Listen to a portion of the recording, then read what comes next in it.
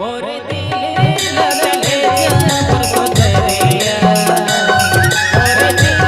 लगले जाबर को दरिया मैं हाथ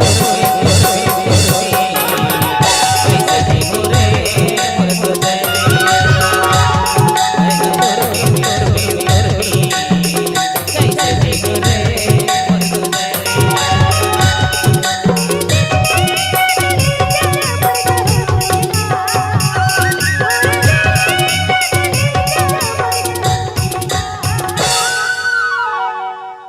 मैं हाथ कैसे देखो रे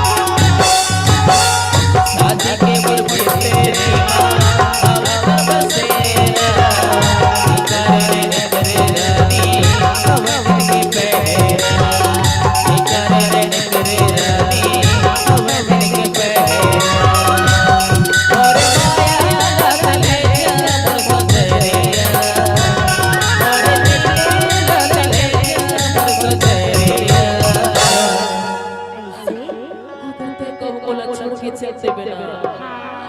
तो इसलिए तोर सुरता मरवत रही हो। अच्छा अरे मोर दुख लपहिया जाना था सुनना अरे एक दिन तुम मोला जाने पड़ेगा जाबे हाँ अगर सही में ते मोला छोड़ के चल देबे ना हाँ तो इसलिए कोनो कोन्हा में बैठ के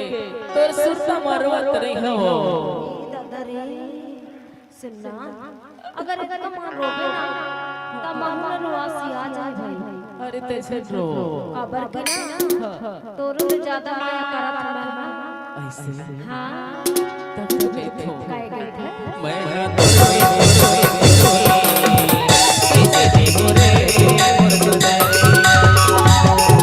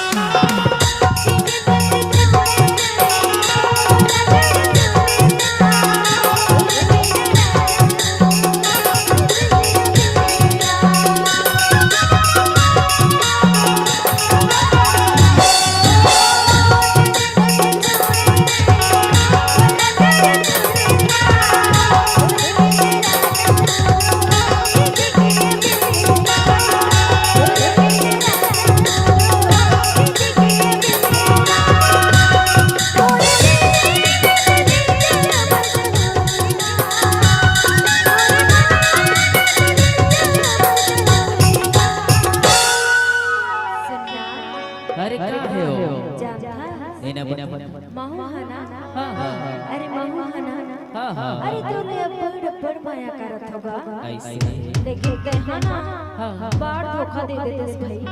कैसे काबर के ना हाँ हाँ हाँ अभी मैं का देखत रहे हो का देखत रहे दिल्ला मोरा देथा हाँ हाँ और मैं बगल वाले टूरिला दिखा था अरे धोखा हो जाते हो ये धोखा है जा चिपक जाते अरे कबू कबू इनके हो जाते अगर इसने करबे ना हाँ तो महू का जुगाड़ बना लूं अरे सुन तो बता ना अरे इसलिए मैं तो तोरे संग करता हूँ नहीं कर अरे करता हूँ नहीं कर सच्ची कहती काबर के ना हाँ हाँ आजकल का टूरा मन न जाना था मैं कैसे बतावा लेना काबर के ना जब नमन टूरी बात है ना हाँ हाँ तो कहती तो बड़ करा था ऐसे और जब मैं हो जाते ना हाँ हाँ हाँ तो चाचा ने पड़ते छोड़ देखेगा अरे मैं इस तरह नहीं कर रहा हूँ नहीं कर नहीं कर रहा हूँ तब पूनम में चिपक जाता जाके अरे धोखा हो जाते हो ऐसे तब तो का तो जल्द का ही मैं